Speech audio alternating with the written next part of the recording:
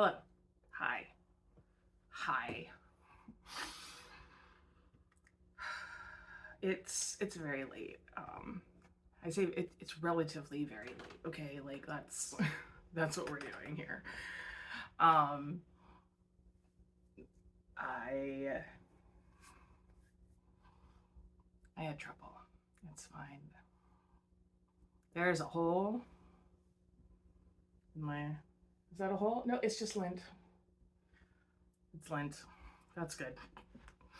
Okay. Hi. Welcome to the podcast. That has a name this week. So that's cool. All right. Yeah. As you who have already clicked on the podcast know the name. Uh, but yeah, it's just Ezra. Thanks. So how how did I come up with that? Okay. So my Hebrew name is Ezra, and I go by just Ezra. Like I don't use honorifics, and I teach at the religious school at my temple, and I teach intermediate art is what we call it. And it's fourth grade and up, and I've never really been a big fan of honorifics for myself, or like titles. The current like widely accepted gender neutral honorific is mix. It's MX. It's pronounced mix, and people still deliberately, in some cases, misunderstand that as miss. Um, and so that's never been a thing I've been comfortable with. And so a lot of times I use like mixture. Like if I feel like I really have to, I use mixture because at least we're getting more. If you want to be obtuse about it, at least you're still not going to refer to me with quote unquote female stuff because that's not a thing I'm into. If you can hear the cat, that means this microphone is amazing. If you can hear the cat, I will leave a link in the YouTube, description. I got it from Amazon. Hi, editing Ezra here to tell you that the microphone wasn't on. It wasn't on. So we'll find out next week. Okay. And yes, you can see the reflection of the phone in my glasses. It's editing time. On hashtag never sponsored. I'm not going to do the affiliate program with Amazon. Not anytime soon, at the very least. So, but anyway, so yeah, I don't like titles and honorifics. It's just it's not my jam.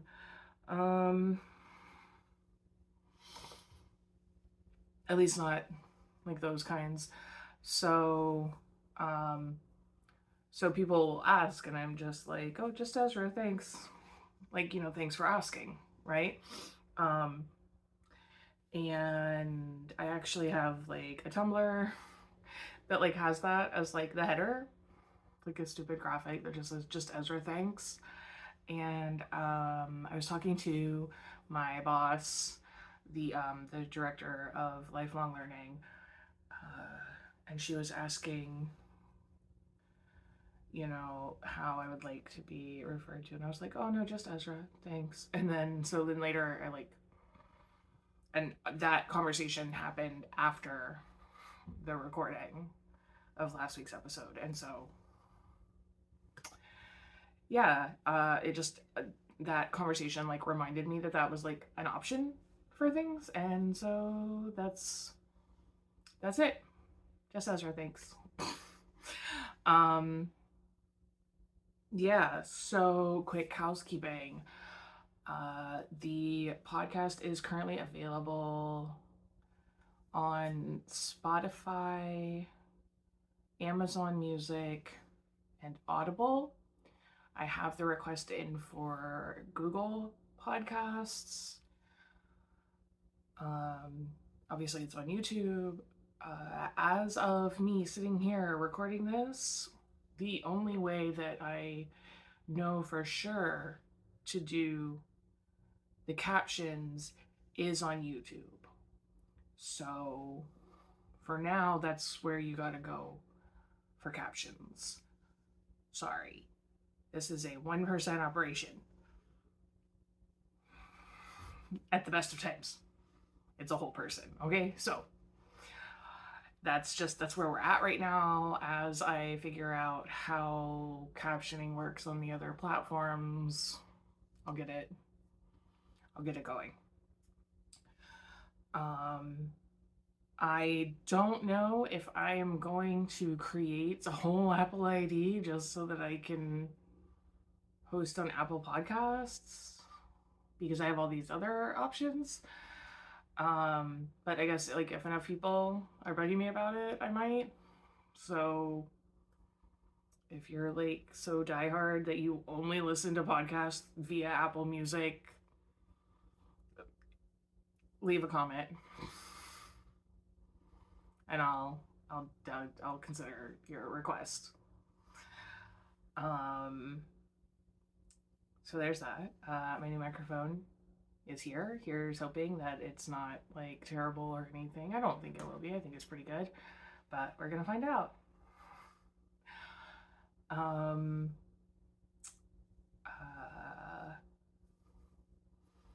We're gonna have a fun segment because the captioning is a one-person operation.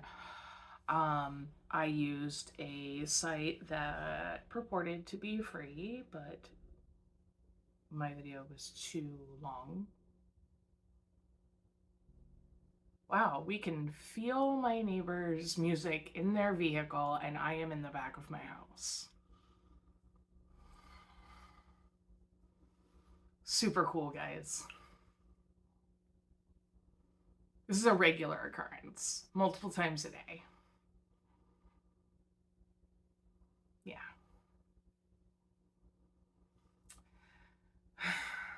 Anyway, so I used a thing that said it was free. It ended up not being free, so I had to do some extra hoops, but I got like the majority of it like automatically captioned, and then I had to like retype the captions using that. Anyway, I'm gonna put a screenshot right here of my favorite artificial intelligence fail. I promise no Joyce were harmed in the making of this podcast, but oh my goodness, it's hilarious. Yeah. And then hilariously that it's Joyce, because I am subscribed to Willie Muse, and Willie is super cool, and he's got like a whole merch thing going on with Joyce, so I just think that's funny. Yeah.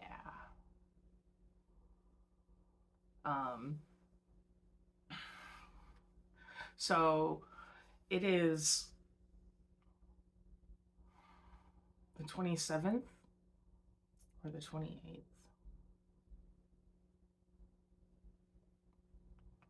I think it's the 27th. So that means that if this actually comes out on Monday, it's gonna be May already. But I don't care because right now it's still April, and let's have a quick little chat about autism. I am autistic. I do not have autism.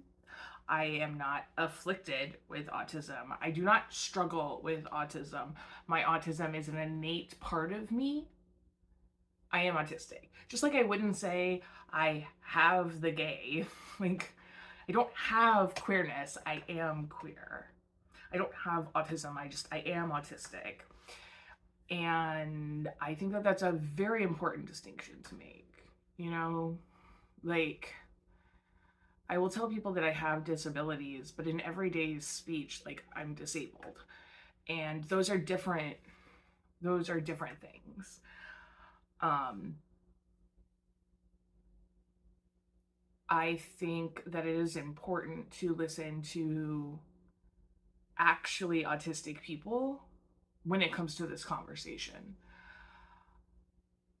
I have a lot of respect for people who are neurotypical that raise neurodivergent children, especially those that have more intense needs, shall we say.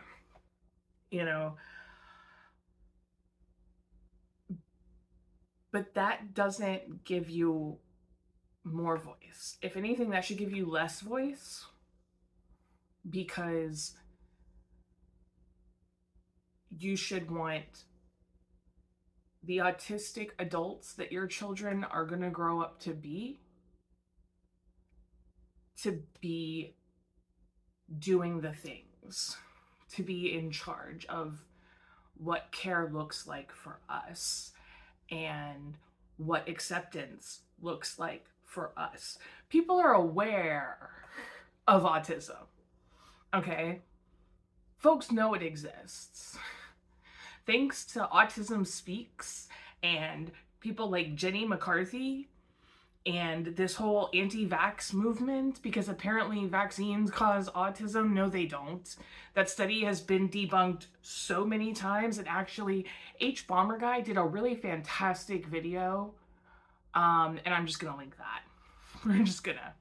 He already did all the legwork with all the citations and why the singular study that everybody bases that on is a load of crock.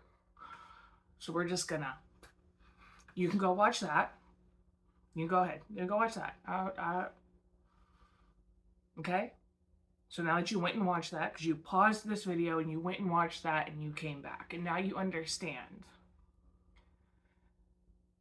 that that entire theory is debunked. Okay? And has been for a long time. Okay? So first of all, I'm not autistic because I was vaccinated as a child.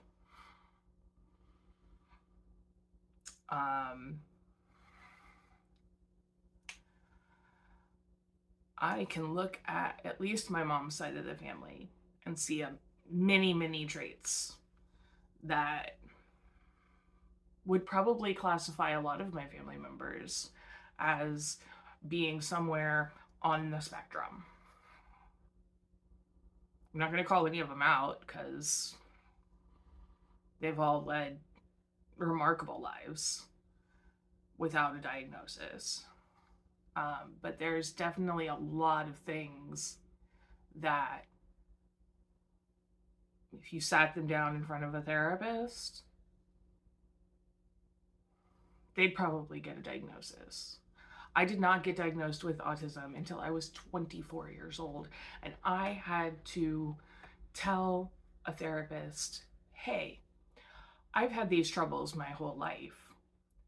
And when I was with my ex-wife, she, because of her own neurodivergence and other familial stuff, was like, hey, maybe you have what was then termed Asperger's. And so I went and I talked to a therapist about it, and I had a screening, and I was diagnosed with autism, and I requested to not have it put in my chart because this was 12 years ago. And I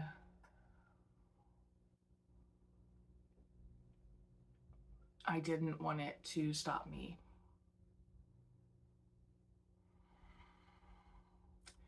because there were things that I thought I was going to do that I didn't think I was going to be given a fair shake for if I had that diagnosis.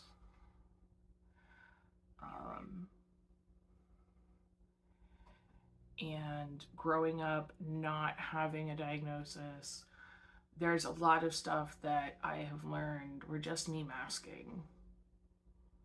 I'm really, really good at that. I'm really good at pushing all of my most obvious autistic traits down. I used to darn near pull my ear off. I still do sometimes. It's not as bad as it used to be, but I definitely used to pull on my ears a lot. I got really good at hiding it because I did ROTC in high school. I was on the drill team. I also didn't have the best upbringing.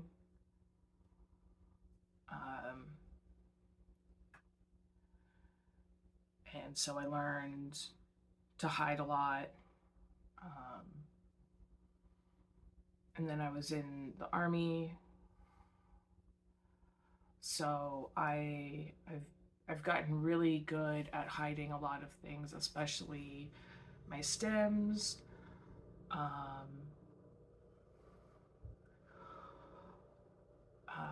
One of the weirdest, I guess, stems that I have is that I actually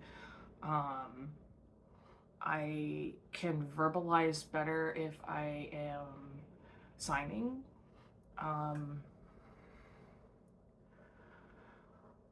don't really know why.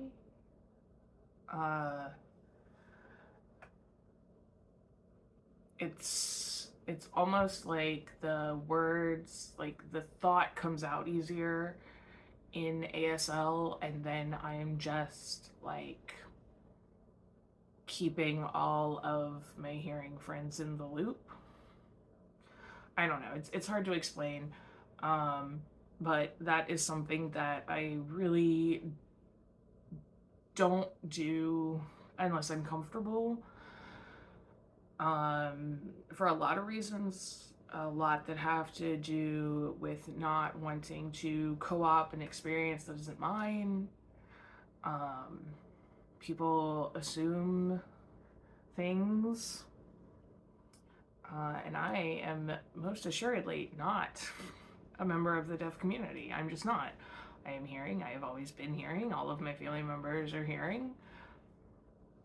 I have just always wanted to learn sign language, and then I went and was in an interpreting program. I've taken, all of the ASL classes that were offered at my community college. I finished most of the interpreting classes.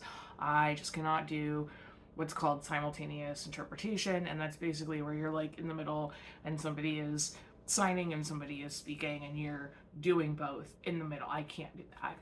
I can't do it. Somebody can do a whole paragraph.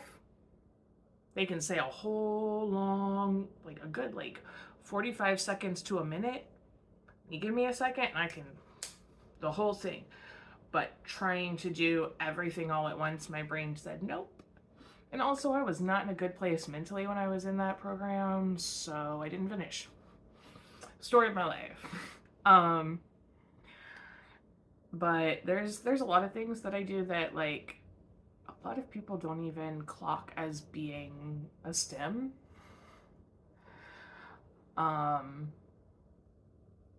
Like I said, I do a lot of ear pulling. I wiggle my toes a lot. There's a lot that goes on when you can't see my body parts. When I have my hands in my pockets, I'm usually stimming. When I wear baggy, this is the thing that I learned from being in ROTC and then also in the Army is there's a lot of leeway in those pants. so that you can look like you're not moving, but also not be locking your knees and fall flat on your face. Because that's how you get a broken nose, and then some. Um, so there's a lot that I do with that. I definitely have a lot of echolalia going on.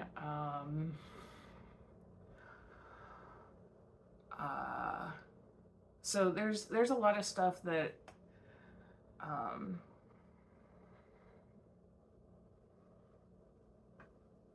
that I just didn't realize was stimming, because like other people did it, but they didn't do it for the same reason or to the same extent, and like that's where the difference was. And then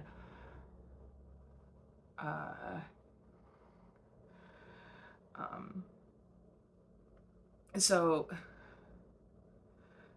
when I tell people, you know, that, you know, like I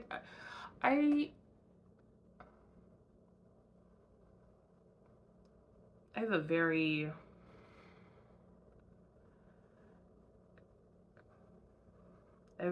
solid sense of right and wrong, and I'll tell you about it. Like that's just who I am. That's how I operate, you know. And so I speak out about how groups like Autism Speaks are just very harmful to the community. And I often have people that are like, "Oh, you don't look autistic." Like, what do you want me to do? Walk around like smacking myself in the head? Like, it's a spectrum for a reason, and it's, I mean, it's not even really like a spectrum like you would think of it. It's like a rainbow kind of spectrum. Like, you can be in so many different areas. Like, I can do most things, but I also have like reminders to brush my teeth and to take a shower every single day, because those are things that I will just forget. And I'm lucky enough that the reminders that are like on my phone are enough. I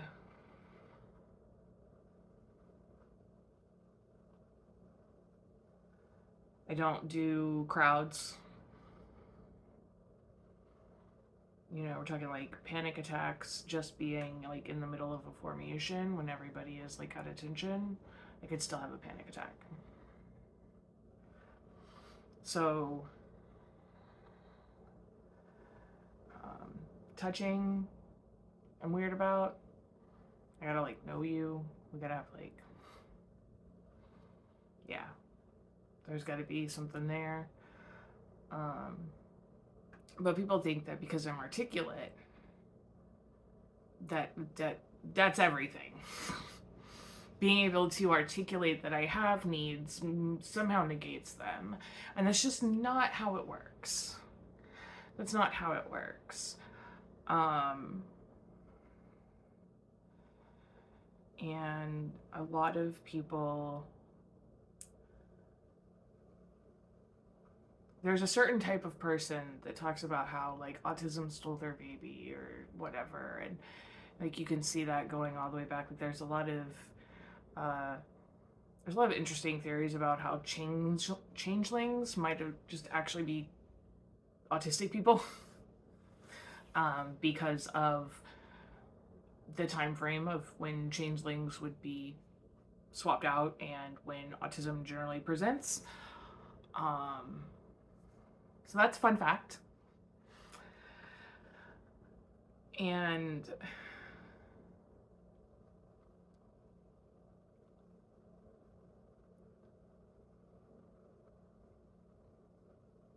autism doesn't take anything. It's also not a superpower. You know, that's on the other end. People are like, oh, I have a superpower. Well, they're usually like, my kid has a superpower and it's autism. And like, I understand wanting your kid to be. I understand wanting your kid to still feel important like everyone else, and to want to battle like the bullying that can occur. And that's not the way to do it. It's not. Um, because that negates needs in its own way. Um,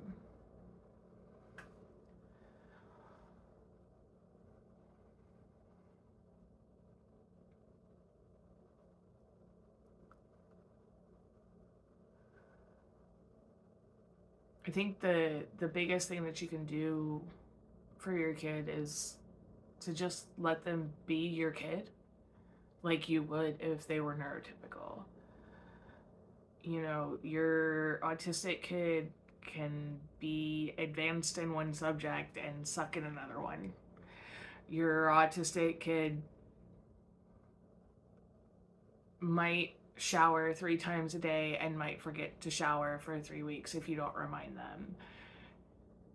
Your autistic kid might be absolutely obsessed with like 3 things. Your autistic kid might eat everything in the kitchen and might refuse to eat anything that doesn't start with the letter Q. And all of those things are true of neurotypical kids too.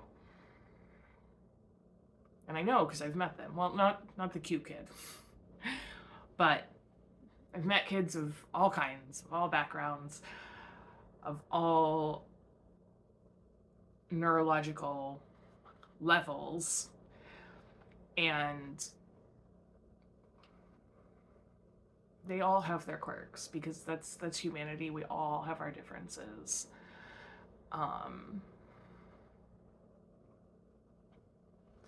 Like,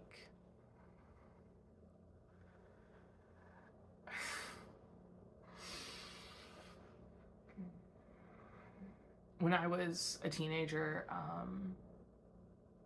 I had a literal meltdown over tricolor rotini because I'd never had it before. And I thought that because it was like there was bits that were made with spinach, right? Like the green part is made with spinach. I thought it was going to taste like spinach. And my only real reference for spinach was from a can or like frozen stuff. Like, it was not a good experience. My spinach experience up to that point had been awful.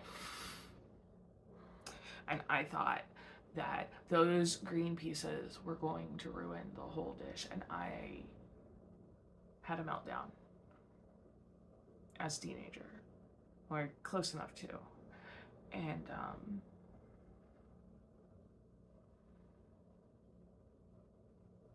and we didn't know that I was autistic, right?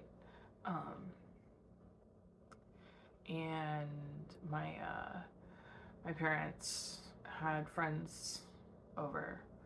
They were visiting, and the woman sat there with me on the steps because I wasn't allowed to go upstairs. No. Nope. I was not allowed to go anywhere or do anything until I ate dinner. And I had to eat that. And I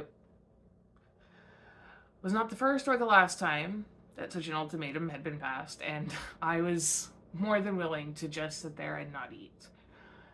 And she came over with the plain pasta and ate a piece and had me eat a piece. Just like I was a small child who had never encountered it before, because that was essentially what was happening, was I had never encountered it before, and I did not know how to regulate to have the experience.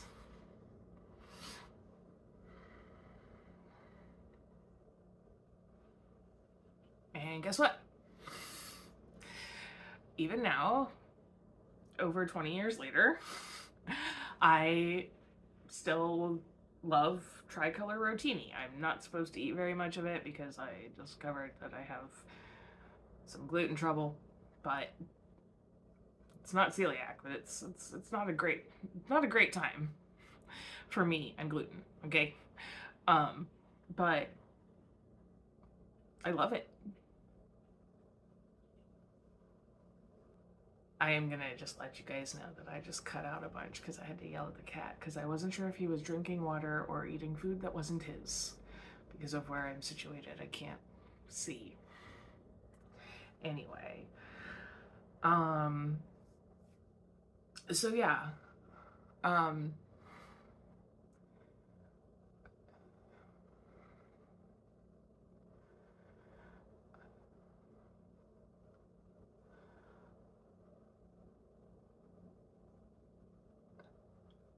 I just,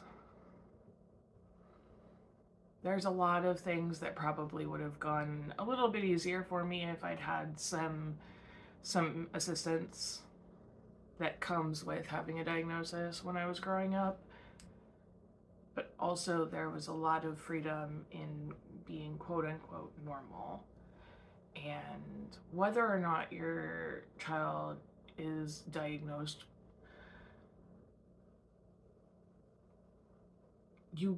they're still a kid. Like, you should still treat them like a kid, and you shouldn't assume things that they can or can't do.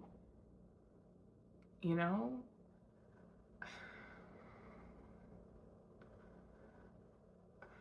I don't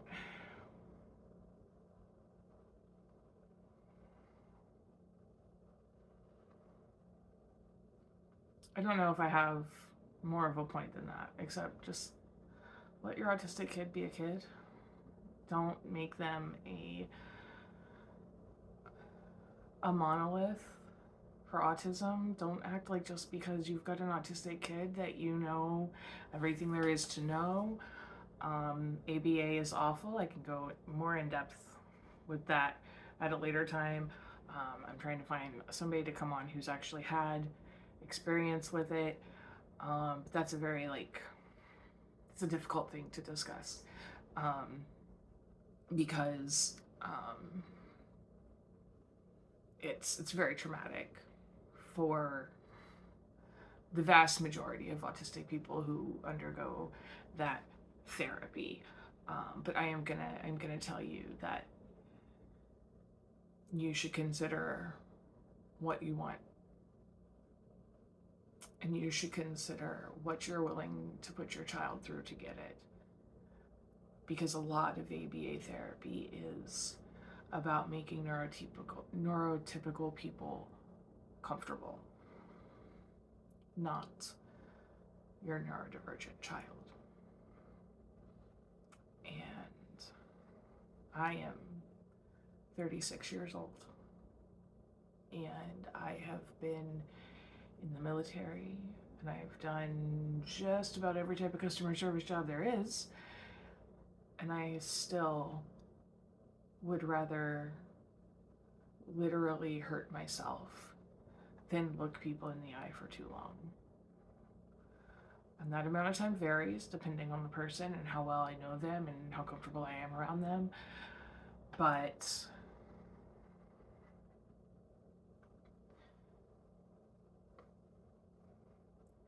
it's not disrespect that makes me not look you in the eye. And if I'd undergone ABA, especially with all the other stuff that I grew up with,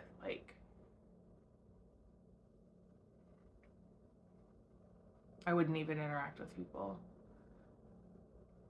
That's how difficult it is.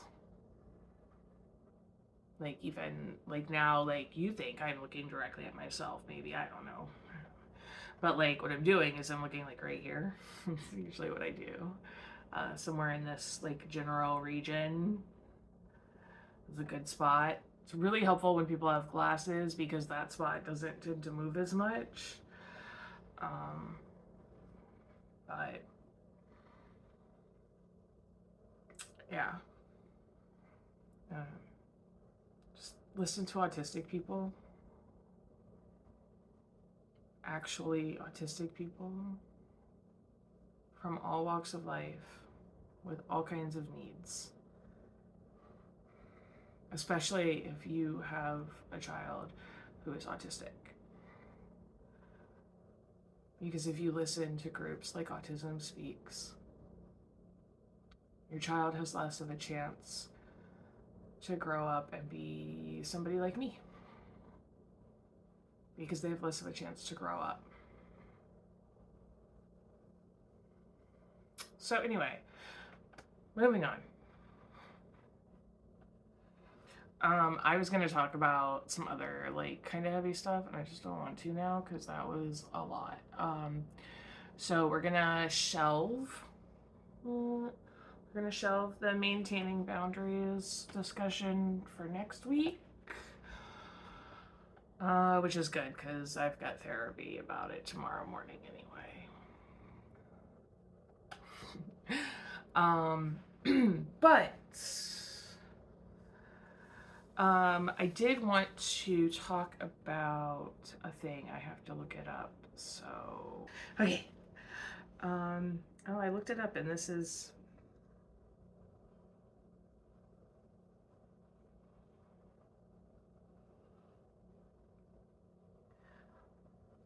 Okay, well, that's not what I wanted. Boo. So I was looking for why we don't say third class anymore, because okay.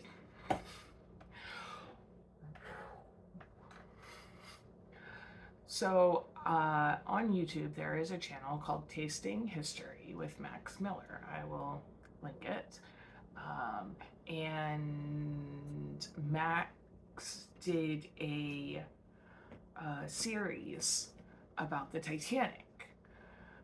And so what he does is he finds like very old recipes and he tries them. Like he makes them and he eats them, blah, blah, blah. And while he's doing it, he gives you a little mini history lesson. So it's right up my alley, okay? And I noticed that, you know, on the Titanic, you had first class, second class, and third class. And I don't go on cruises or anything, but I've been on a plane a time or two, and we don't say third class for planes, right? We say first class, and then we say business class, and then we say economy.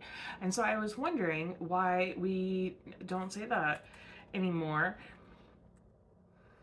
And when I Google it, all I get is why we don't say third world anymore, and that's not my question. So,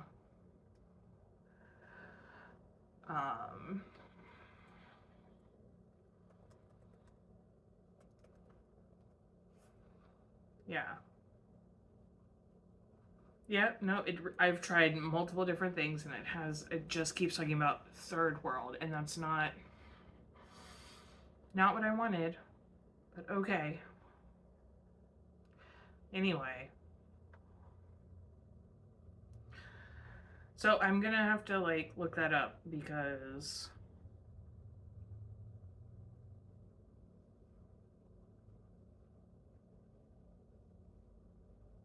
yeah.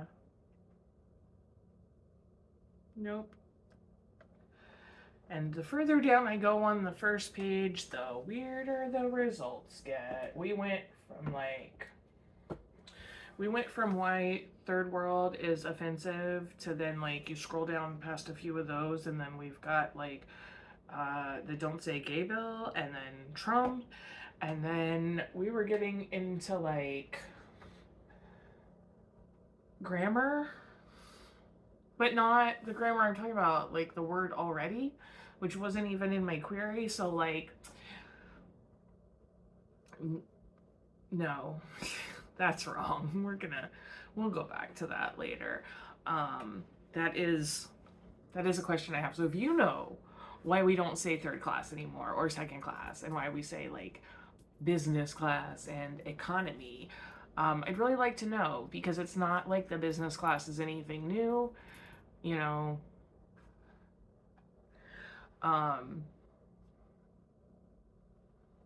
like we had the merchant class way back when, you know, like Machiavelli's The Prince, like was talking all about the merchant class. Um, so I just, yeah. So if you know why we don't use it between the Titanic and now, I'd be really interested. Um, oh, I think that I am being requested to stop because he will not let me pick him up, but Maximus is definitely begging for attention. So I am gonna sign off here. I know this was a heavy one, and I promised funniness, and I failed to deliver, except for Joyce. Um, but I'm not sorry because this was really important. Um, so listen to autistic people, and if you have any pets, give them a big from me, and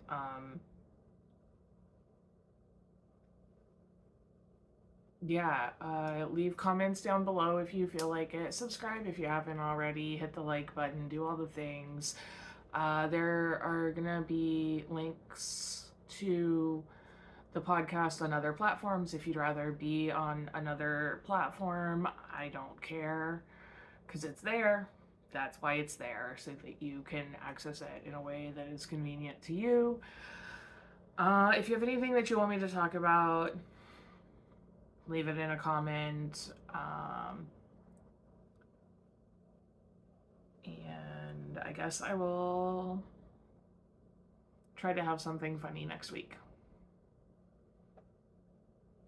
This has been a podcast.